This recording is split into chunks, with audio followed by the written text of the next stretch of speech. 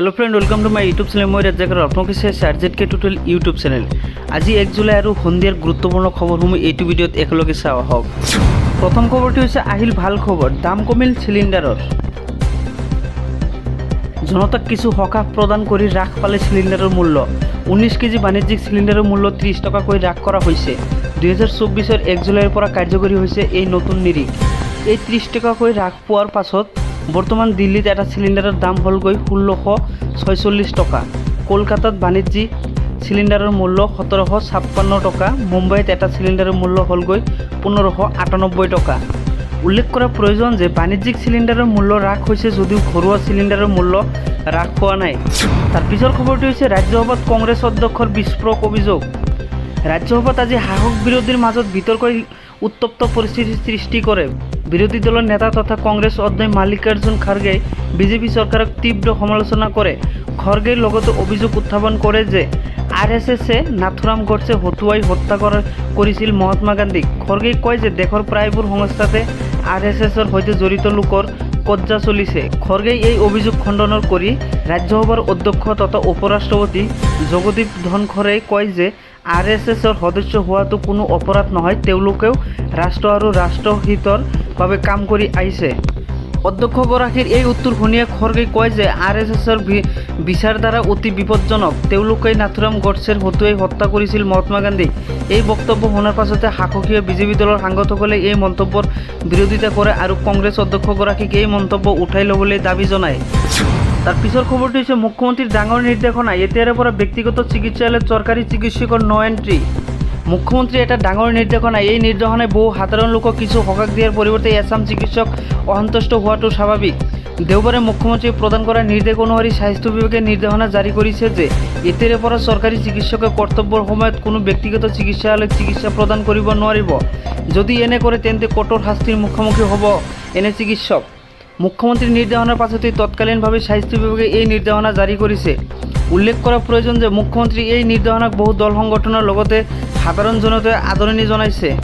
শেহতীয়াকৈ দেখা গৈছিল যে ৰাজ্যত বহু চৰকাৰী চিকিৎসকে কৰ্তব্যৰ সময়তে ব্যক্তিগত চিকিৎসালয়তো কাম কৰি আহিছিল। এনে বহু চিকিৎসকক স্বাস্থ্য বিভাগে নিলম্বন কৰিছিল। এতিয়া স্বাস্থ্য বিভাগৰ এই কঠোৰ নিৰ্দেশনাৰ পাছতে এনে কাম কৰি থকা একাংশ চিকিৎসকে কি পন্থা গ্ৰহণ কৰে সেয়া হ'ব লক্ষণীয়। তাৰ পিছৰ খবৰটো হৈছে নতুন আইনৰ সন্দৰ্ভত লামডিং আৰক্ষী ৰেল আৰক্ষীৰ সজাগতামূলক সভা।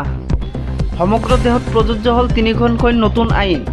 IPC আৰু CRPCৰ নতুন বিধান 1 জুলাইৰ পৰা বলবৎ হৈছে। আজিৰে পৰা প্ৰযোজ্য হোৱা ভাৰতীয় নাগৰিক সুৰক্ষা সংহিতা, ভাৰতীয় ন্যায় সংহিতা আৰু ভাৰতীয় সাক্ষ্য নিয়ম, এই 3খন আইনৰ অধীনত লামডিং আৰক্ষী থানা আৰু লামডিং ৰেলৱে ষ্টেচনত সজাগতামূলক সভা আয়োজন কৰিছে। লামডিং আৰক্ষী থানাৰ ভাৰপ্ৰাপ্ত বিষয়া চন্দনজ্যোতি বৰাৰ উদ্যোগত থানাৰ চৌহদত অনুষ্ঠিত হোৱা সজাগতামূলক সভাত উপস্থিত থাকে লামডিং পৌৰসভাৰ নাগৰিক সুৰক্ষা সমিতিৰ বিভিন্ন বেচৰকাৰী সংস্থাকে ধৰি ছাত্ৰ ছাত্ৰীসকলে।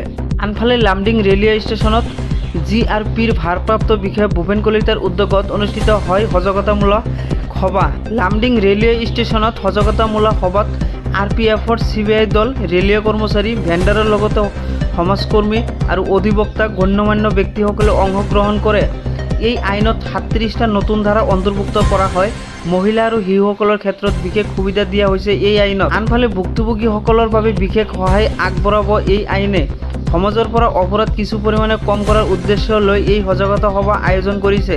লগতে প্ৰতিজন নাগৰিকে এই আইনৰ বিষয়ে জ্ঞাত হ'বলৈ এই সজাগতা সভাৰ আয়োজন কৰা হয়। পিছৰ খবৰটো হৈছে বানপানীৰ পৰিস্থিতিৰ সন্দৰ্ভত মুখ্যমন্ত্ৰী সৰ্বানন্দ সোণোৱালৰ আলোচনা। শীঘ্ৰে বানাক্ৰান্তক সাহায্য প্ৰদানৰ আশ্বাস মুখ্যমন্ত্ৰীৰ। বিপদসীমাৰ ওপৰেৰে বৈছে ডিব্ৰুগড়ত ব্ৰহ্মপুত্ৰৰ জলপৃষ্ঠ।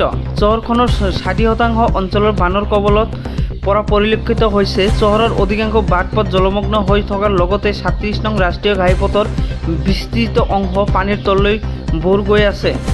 কেন্দ্ৰীয় মন্ত্ৰী সৰ্বানন্দ সোণোৱালে তেওঁ লোকসভা সমষ্টিত ডিব্ৰুগড়ৰ বানৰ পৰিস্থিতি পৰ্যালোচনা কৰে। তেওঁ মুখ্যমন্ত্ৰী হিমন্ত বিশ্ব শৰ্মাৰ সৈতে ডিব্ৰুগড়, তিনিচুকীয়াৰ লগতে ৰাজ্যৰ বিভিন্ন অঞ্চলত বানত প্লাবিত হৈ থকাৰ অঞ্চলসমূহৰ সন্দৰ্ভত টেলিফোনযোগে আলোচনা কৰে। মুখ্যমন্ত্ৰীগৰাকীয়ে এই বাৰ্তালাপ অনতিপলমে বানাক্ৰান্তক সাহায্য প্ৰদানৰ আশ্বাস প্ৰদান কৰে। উল্লেখ্য যে ডিব্ৰুগড়ৰ নালিয়াপুল, গ্ৰাহাম বজাৰ, খালিহামাৰী, পুলিচ ৰিজাৰ্ভ, কালিবাৰী আদি বিভিন্ন অঞ্চল সম্পূৰ্ণ জলমগ্ন হৈ পৰিছে। কৃত্ৰিম বানত নগৰবাসীৰ হাহাকাৰ অৱস্থাৰ সৃষ্টি হৈছে। ইয়াৰ উপৰি পৌৰ নিগমৰ অপৰিকল্পিত নলা নৰ্দমা ব্যৱস্থা, বিভিন্ন সময়মতে নলা নৰ্দমা পৰিষ্কাৰ নকৰাৰ ফলত দুৰ্ভোগ কৃত্ৰিম বানত ভুগিছে নগৰবাসীয়ে। অসমত শেহতীয়া বানত 12খন জিলাৰ 2,62,000ৰ অধিক লোক ক্ষতিগ্ৰস্ত হৈছে। বানত দেওবাৰে 2জন লোকৰ মৃত্যু হোৱাৰ লগতে এই পৰ্যন্ত ৰাজ্যত 44জন মৃত্যুৰ মুখত পৰিছে। ৰাজ্যখনত ব্ৰহ্মপুত্ৰকে ধৰি 5খন নদীৰ পানী বিপদসীমাৰ ওপৰেৰে বৈ আছে। আজি সন্ধিয়াৰ খবৰ ইমানেই। যদি ভাল লাগিছে নিশ্চয় এটা লাইক কৰি দিব আৰু ভিডিঅ'টি এটা শ্বেয়াৰ কৰি দিব।